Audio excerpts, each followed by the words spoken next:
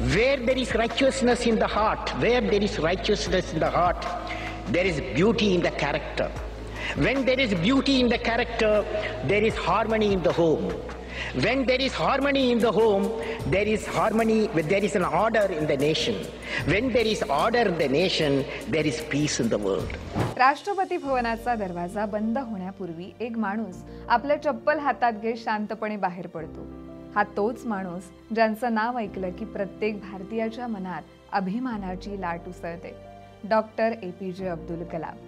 पण तुम्हाला माहितीये का, मिसाईल मॅन होण्यापूर्वी ते एक पेपर विकणारे छोटे विक्रेते होते आणि राष्ट्रपती झाल्यानंतरही त्यांच्याकडे स्वतःची एकही कार नव्हती. नमस्कार, मी तनया आणि आपण पाहताय न्यूज अनकटचा दिनविशेष. आज आपण अब्दुल कलाम यांच्या जयंतीनिमित्त काही अज्ञात गोष्टी जाणून घेऊयात. रामेश्वरम, दक्षिण भारतातील एक छोटंसं बेट. तिथे एका गरीब पण संस्कारी मुस्लिम कुटुंबात 15 ऑक्टोबर 1931 म्हणजेच आजच्या दिवशी जन्म झाला तो औल फकीर जैनुलाब्दीन अब्दुल कलाम यांचा. त्यांचे वडील जैनुलाब्दीन हे बोट बांधणारे होते आणि आई अशी अम्मा साधी धार्मिक गृहिणी. कलाम लहानपणी खूप जिज्ञासू आणि शांत स्वभावाचे होते. शाळा संपल्यावर ते पेपर विकायचे कारण त्यांच्या घरची आर्थिक परिस्थिती बेताची होती.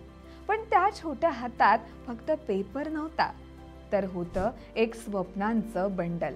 भारताला उंच नेण्याचं स्वप्न. कलाम यांच्या आयुष्यातले पहिले हिरो होते ते त्यांच्या शाळेतील विज्ञान शिक्षक श्री अय्यादुरई सुब्रमण्यम.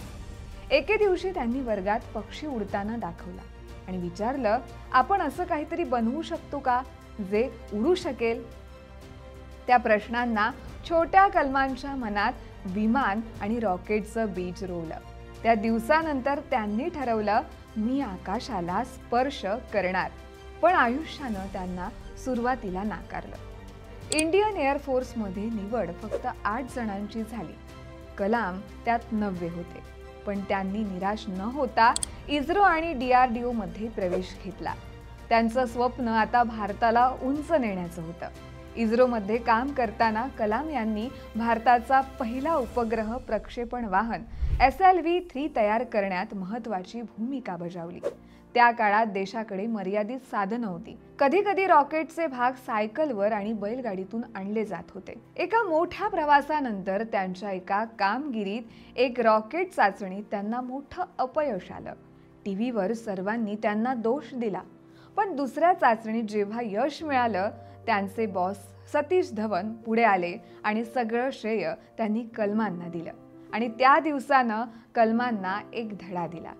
अपयश स्वतः घ्यायचं पण यश टीमला द्यायचं, आणि हाच त्यांचा पुढील आयुष्याचा मंत्र ठरला. या अनेक नव्या विचारांनी ते समृद्ध होतेच, पण त्यांचं राहणीमानही साधं सरळ होतं.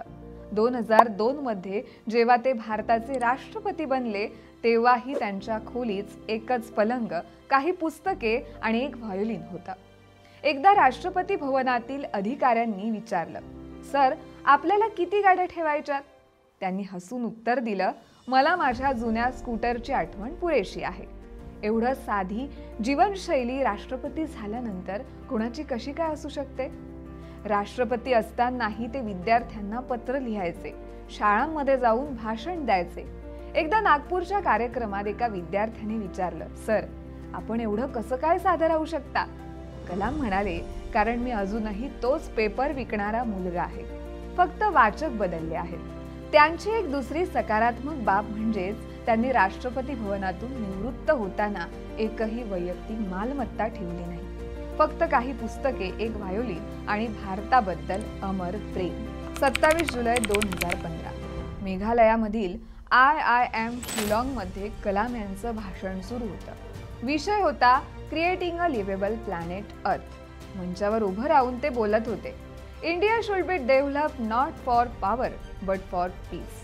आणि काही क्षणातच त्यांचं हृदय थांबलं. ते मंचावरच कोसळले. पण बघा, किती सुंदर नियती.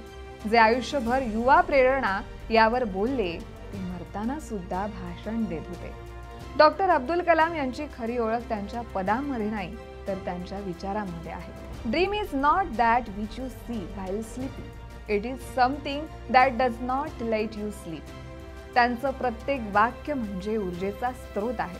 ते म्हणायचे, मी अपयशाला घाबरत नाही, कारण अपयश म्हणजे फर्स्ट अटेम्प्ट इन लर्निंग. ते फक्त शास्त्रज्ञ नव्हते, ते एक कवी होते, एक शिक्षक होते आणि एक विचारवंत.